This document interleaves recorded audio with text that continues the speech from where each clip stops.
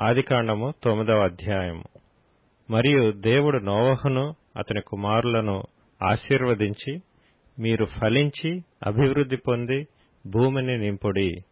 మీ భయమును మీ బెదరును అడవి జంతువులన్నిటికిని, ఆకాశ పక్షులన్నిటికిని, నేల మీద ప్రాకు ప్రతి పురుగుకును, సముద్రపు చేపలన్నిటికిని కలుగును.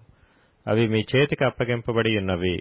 ప్రాణము గల సమస్త చరములు మీకు ఆహారమగును. పచ్చని కూర మొక్కలనిచ్చినట్లు వాటిని మీకిచ్చియున్నాను. అయినను మాంసమును దాని రక్తముతో మీరు తినకూడదు. రక్తమే దాని ప్రాణము. మరియు మీకు ప్రాణమైన మీ రక్తమును గూర్చి విచారణ చేయుదును. దాని గూర్చి ప్రతి జంతువును, నరులను విచారణ చేయుదును. ప్రతి నరుని ప్రాణమును గూర్చి వాని సహోదరుని విచారణ చేయుదును.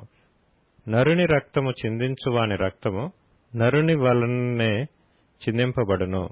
ఏలయనగా దేవుడు తన స్వరూపమందు నరుని చేసెను. మీరు ఫలించి అభివృద్ధి నొందుడి. మీరు భూమి మీద సమృద్ధిగా సంతానము కని విస్తరించుడని వారితో చెప్పెను. మరియు దేవుడు నోవహు అతని కుమారులతో, ఇదిగో, నేను మీతోనూ మీ తదనంతరము మీ సంతానముతోనూ మీతో కూడా నున్న ప్రతి జీవితోనూ, పక్షులేమి పశువులేమి, మీతో కూడా సమస్తమైన భూజంతువులేమి, ఓడలో నుండి బయటకు వచ్చిన సమస్త భూజంతువులతోనూ నా నిబంధన స్థిరపరచుచున్నాను. నేను మీతో నా నిబంధన స్థిరపరచుదును. సమస్త శరీరులు ప్రవాహ జలముల వలన ఇకను లయపరచబడరు. భూమిని నాశనం చేయుటకు ఇకను జల ప్రవాహము కలగదని పలికెను. మరియు దేవుడు నాకును మీకును మీతో కూడానున్న సమస్త జీవరాశులకును మధ్య నేను తరతరములకు ఏర్పరచుచున్న నిబంధనకు గుర్తు ఇదే. మేఘములో నా ధనుస్సును ఉంచితిని. అది నాకును భూమికిని మధ్య నిబంధనకు గుర్తుగా నుండును. భూమిపైకి నేను మేఘమును రప్పించినప్పుడు ఆ ధనస్సులో మేఘము కనబడును. అప్పుడు నాకును మీకును సమస్త జీవరాశులకును మధ్యనున్న నా నిబంధన జ్ఞాపకము చేసుకొందును. గనుక సమస్త శరీరులను నాశనము చేయుటకు అలాగు ప్రవాహముగా నీళ్లు రావు. ఆ ధనస్సు మేఘములో నుండును. నేను దాని చూచి దేవునికిని భూమి మీదనున్న సమస్త శరీరులలో ప్రాణము గల ప్రతి దానికిని మధ్యనున్న నిత్య నిబంధనను జ్ఞాపకం చేసుకొందునెను. మరియు దేవుడు నాకును భూమి మీదనున్న సమస్త శరీరులకును మధ్య నేను స్థిరపరచిన నిబంధనకు గుర్తు ఇదే అని నోవహుతో చెప్పెను.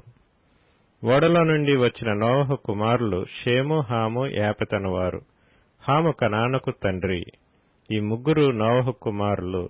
వీరి సంతానము భూమి అందంతటా వ్యాపించెను. నోవహు వ్యవసాయము చేయనారంభించి ద్రాక్ష తోట వేసెను. పిమ్మట ద్రాక్షారసము త్రాగి మత్తుడై తన గుడారములో వస్త్రహీనుడుగా నుండెను. అప్పుడు కనానుకు తండ్రి అయిన హాము తన తండ్రి వస్త్రహీనుడై ఉండుట చూచి బయటనున్న తన ఇద్దరు సహోదరులకు ఆ సంగతి తెలిపెను. అప్పుడు షేమును, యాపెతును వస్త్రమొకటి తీసుకొని తమ ఇద్దరి భుజముల మీద వేసుకొని వెనుకకు నడిచి వెళ్లి తమ తండ్రి దిశములను కప్పిరి.